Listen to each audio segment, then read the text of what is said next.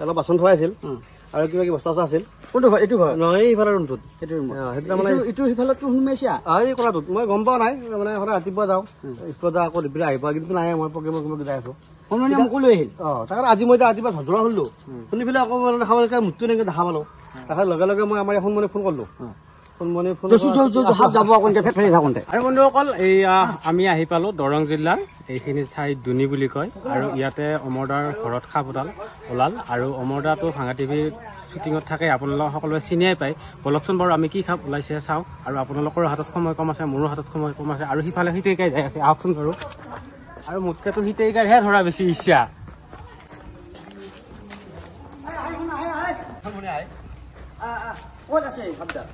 এই কোনা কি হাপ মই একো দেখা নাই ভাই ধৰে শুনছো উঠটো দেখা পোৱা নাই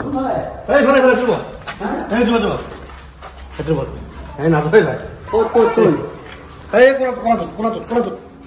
সেইখিনি অমৰদাই ধুনীয়া ঘৰ বনাইছে ইয়াৰ নতুন ঘৰ চাওক আৰু নতুন ঘৰত প্ৰথমতে মানে মানুহ নুসুমাওঁতে সাপ সোমাইছে বুলি ক'লে ভুল হয়নে বাৰু জংঘল সিহঁতৰ ঘৰত বহুত পৰি আছে আৰু আপোনালোকে চাওক এয়া একদম মানে জংঘল আৰু এইবোৰৰ পৰা সাপ আহিছে আৰু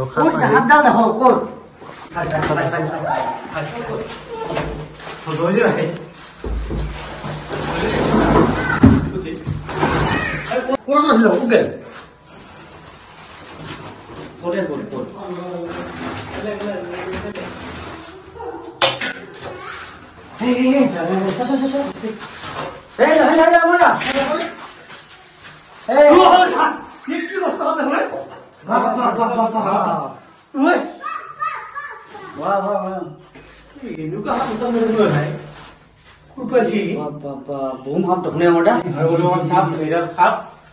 অজগৰ সাপ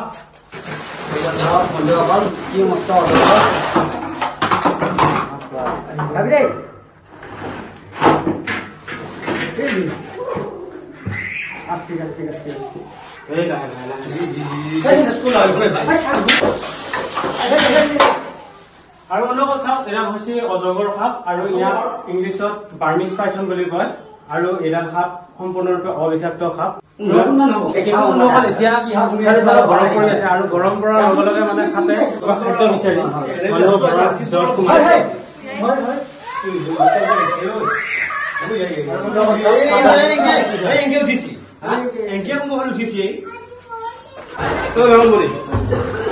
আৰু মানে এয়া চাওক আপোনালোকৰ অন কেমেৰাত ডাইৰেক্ট দেখাই আছো এডাল হ'ল অজগৰ অমৰদাৰ ঘৰত বৰ্তমান নতুন ঘৰ ধুমি আছিলো এইডাল আৰু ইয়াৰ ঘৰত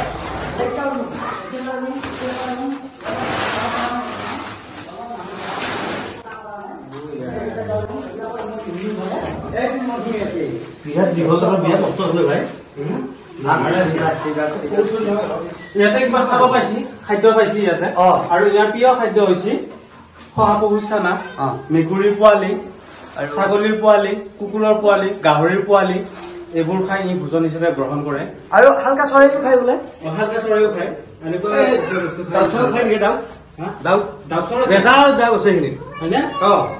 আজি ভুলক্ৰমে আহি তেওঁলোকৰ ঘৰত সোমাই গ'ল আৰু এতিয়া আমি সাপডাল লৈ যাই পেলাই ধুনীয়াকে জংঘলত এৰি দিম কাৰণ ইয়াৰ যিখিনি জীৱন বাকী আছে সেইখিনি জীৱন জংঘলত পাৰ কৰিবৰ কাৰণে চাওক বন্ধুসকল এডাল সাপ হৈছে বাৰ্মিজ পাইথন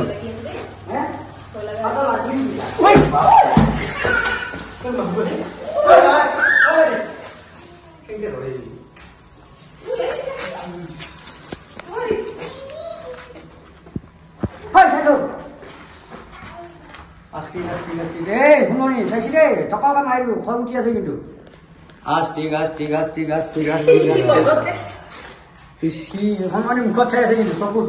সেই আছে আৰু বন্ধুসকল ই যেতিয়া এনেকে কামুৰিব ইচ্ছা কৰে বা কামুৰিবৰ কাৰণে ই টাৰ্গেট মিলাই থাকে তেতিয়াহ'লে ই এনেকুৱা পজিশ্যন লয় আৰু তেতিয়াই বুজিব কিমান কামুৰিছে সাপডালে কামুৰিবৰ কাৰণে চেষ্টা কৰি আছে সৰু ছোৱালী গিলি দিব নেকি এই মাইনাক গিলি দিব ভগৱান তোমাৰ ফোন মাৰি ভাই তোক পালো ভাই কিবাকে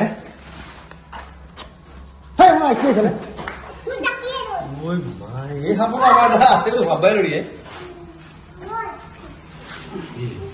বহুত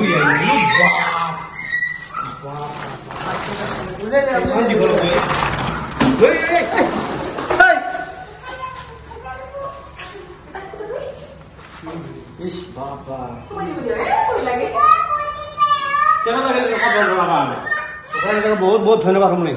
একে জীৱ যাওঁ যাওঁ অৱস্থা সৰু চোন তুলি আছো ভাই সৰু চোন তুলি আছো এংকেও উঠিছিল যা কোনোবা ফালে দি দামচুলিজনী ইফালে চাওক 1 কেজি মান হ'ব নেকি সন্মানী 1 কেজি 1 কেজি মোটামুটি 8 কেজি 10 কেজি চলত ভাই ঘটো ঘটো মেকুৰী চেকুৰী সোমাই বুলি দেখছো আজি ভাই এই মুটটো অলপ উলিয়াই দিছি আৰু জিভাটা দেখাইছো বোলো ভয় কি হাপে চাৱা নাই আৰু লগে লগে কৈছো তই ভাই আহি পালে সময়ত আৰু এতিয়া ধৰবাক লাগিও চেষ্টা কৰা নাই মই লগে লগে হাইলি কৰা নাই মই লগে লগে কৈছো একদিন তো কৈছিল না হাত দেখা পালে হাইলি নকৰবি মই লগে লগে কৈছো গম নাপায় মানুহবিলাক চবৰে এতিয়া তই হাত বুলি ভাবছিলি নে কিবা বেলেগ চৰাই তৰে মেকুৰী চেকুৰী বুলি মই ভাবছো মেকুৰী চেকুৰী কিজানি নাইবা ছাগলী কিবা আহে প্ৰথম আৰু ছাগলী ঘটনা কৈছিল দেখাবলৈ একো নাই মেকুৰীও নাই তাৰপিছত অলপমান এই বস্তাৰ ফাঁকি এনেকৈ চাওঁ যে কোলা কোলা মুখটো দেখাইছো জিভাটা কৰিছে ভয় খাই মই লগে লগে কৈছো ইয়াতে আগতে ওলোৱাই নে আজি নাই নাই আগতে বস্তিৰ মাজেৰে খাব যায় কোলা খাব যায় সেইডাল নহয় বাৰু সেইটা মস্ত কোলা এটা সাপ মই জীৱনত প্ৰথম দেখাইছো ভাই আকৌ তাৰ মোৰ ঘৰত এই চাওঁ চাওঁ ইফালে আহি আছে বাবা খাই চাই দিব এইখিনি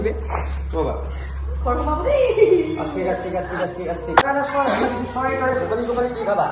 এইডাল সাপ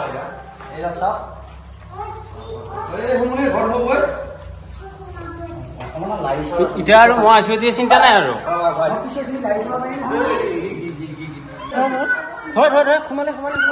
খৰচীয়া সাপ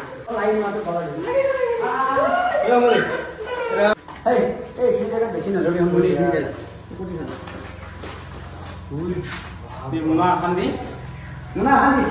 ঘৰতে সোমাই নেকি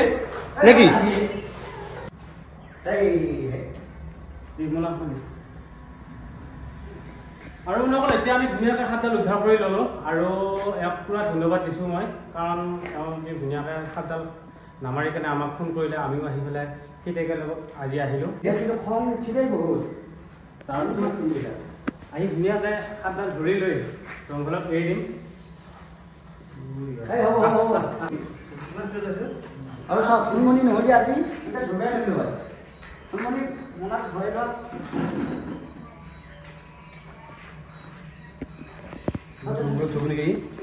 ফাৰ্ষ্ট মাৰি দিয়ে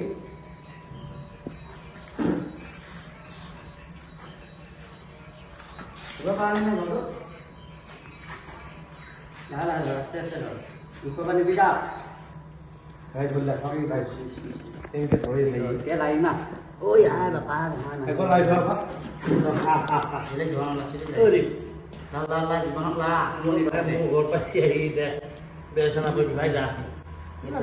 এই বস্তা নিছনা ভাল পায় আৰু নিছনা মনি এই এবাৰ বস্তা নিছনা যায় এইটো হে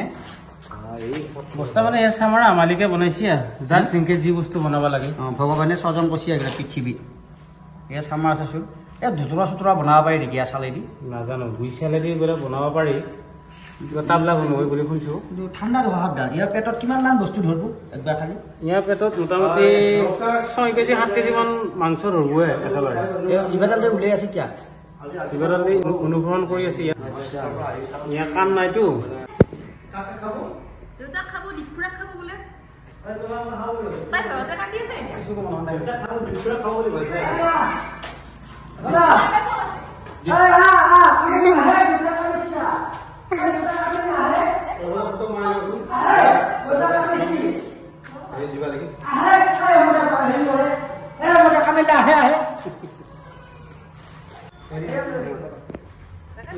মই নাজানি কান্দি আছো ভয়তে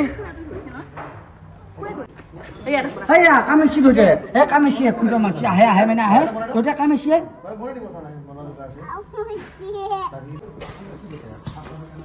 আৰু বন্ধুসকল এতিয়া আমি সাপডাল ধুনীয়াকৈ পেক কৰি ল'লো কাৰণ ইয়াৰ জংঘলৰ বস্তু ইয়াত এইফালে ধুনীয়াকৈ জংঘলত এৰি দিম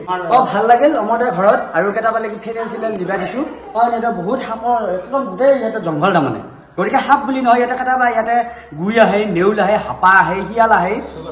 জহামালাও আছে কিন্তু কেতিয়াবা ইয়াক কিবা কৰে বুলিয়ে ভয় লাগে ৰাতি প্ৰগ্ৰাম কৰি আহে গতিকে আজি সোণমণি সাপডাল উদ্ধাৰ কৰিলা সোণমণিকো ধন্যবাদ এটা চেক দিয়া নহ'লে কেতিয়াবা খাই মাৰিলা আৰু গোৱালা সাপ বেছি আছে গোৱালা সাপ বহুত আছে গতিকে কেতিয়াবা ওলাইলি সোণমণিক যোগাযোগ কৰিলে লগে লগে আজি হায়াৰ কৰিব কাৰণে লগে লগে মই একো কৈছোঁ আমাৰ দিবক ফোন ক'লোঁ দুটাই ধুনীয়াকৈ একেলগে আহিল আৰু আমাৰ বন্ধুকেইজনমান আহিছে তেওঁলোকক ধন্যবাদ জ্ঞাপন কৰিছোঁ বন্ধুসকল আমি এয়া সাপডাল লৈ আহিলোঁ দুনিৰ পৰা আৰু এতিয়া আমি সাপডাল ধুনীয়াকৈ ৰিলিজ কৰি দিলোঁ আমি এতিয়া আহি জংঘল পালোঁ আৰু জংঘল আহি পাওঁতে আমাৰ দেৰি হ'ল কাৰণ কেতিয়াবা কিছুমান অসুবিধা হয় সেই অসুবিধাৰ কাৰণে অলপমান আমাৰ দেৰি হ'ল এতিয়া আমি ধুনীয়াকৈ সাপডাল এৰি দিম আপোনালোকৰ সন্মুখত চাওকচোন বাৰু চাওক বন্ধুসকল সাপডাল ধুনীয়াকৈ যাই আছে আৰু ইয়াৰ নিজৰ পৰিৱেশত ধুনীয়াকৈ মিলি যাব পাৰিব আৰু ইয়াতে ই ধুনীয়াকৈ খাদ্য বিচাৰি মানুহৰ ঘৰত অসুবিধা নকৰি নিজৰ সূচীমতে ই জীৱন নিৰ্বাহ কৰিব পাৰিব আৰু ইয়াতে ডাঙৰ জংঘল হয় ইয়াতে মানুহৰ ঘৰ পৰিবাৰ নাই আৰু যদি ভিডিঅ'টো চাই ভাল পালে তেতিয়াহ'লে আপোনালোকৰ ভিডিঅ'টো শ্বেয়াৰ কৰিব বুলি মই নিশ্চয় আশা থাকিল ধন্যবাদ জয় আই অসম আৰু ধুনীয়াকৈ সাপডাল যাই আছে আপোনালোকে চাওকচোন বাৰু বন্ধুসকল চাওক এডাল ঢেঁকী সাপ বুলি এইকাৰণে পোৱা যায় আপোনালোকে চাওক যেনেকৈ আছে তেনেকৈ এডাল ঢেঁকীৰ নিচিনা যেন দেখা হৈ আছে আৰু বন্ধুসকল এইডাল সাপে এতিয়া ধুনীয়া এখন জংঘল দেখা পাইছে আৰু জংঘল দেখা পোৱাৰ লগে লগে এই সাপডালে সোমাবলৈ আৰম্ভণি কৰিছে আৰু বন্ধুসকল আপোনালোকে আশীৰ্বাদ কৰক এই সাপডালে যাতে দীৰ্ঘদিনৰ কাৰণে আৰু আমিও বন্ধুসকল এই সাপডাল উদ্ধাৰ কৰি লৈ অহাৰ মেইন কাৰণেই হৈছে এই সাপডালে দীৰ্ঘদিনৰ আয়ুস যাতে পায় বন্ধুসকল আমি সাপকো মানুহৰ পৰা দূৰ কৰি দিছোঁ আৰু মানুহকো সাপৰ পৰা দূৰ কৰি দিছোঁ আৰু বন্ধুসকল অমৰ বৰুৱাক ধন্যবাদ জ্ঞাপন কৰিছোঁ কাৰণ তেওঁ এই ভগৱান আল্লাই সৃষ্টি কৰা সাপডালক একো অনিষ্ট নকৰি আমাক ধুনীয়াকৈ ফোন কৰিলে আমিও এই সাপডাল এৰি দিবলৈ পাই নথৈ আনন্দিত হৈছোঁ ধন্যবাদ জয় আই অসম।